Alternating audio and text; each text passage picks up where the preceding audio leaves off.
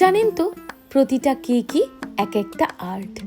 কিন্তু কখনো কখনো ক্লায়েন্টের চাহিদা সেই বেকারের হাতটাকে আটকে দেয়, আবার কখনো কখনো সেই ক্লায়েন্টের দেওয়াই অগাধ স্বাধীনতা বেকারের হাতটা অনেকটা লম্বা করে দেয়। আর তখন সেই স্বাধীনতাই স্বাদ পায় পারফেক্ট শব্দটা শোনার। আর এই কেকটা অর্ডার করার সময় ক্লায়েন্ট থিমটা বলে দিয়ে বলেছিল, তোমার যা ইচ্ছে সেটাই করো, আমার তোমার ওপরে পুরো ভরসা আছে। এবার কেক বানিয়ে তো আমি ডেলিভারি করে দিয়েছি।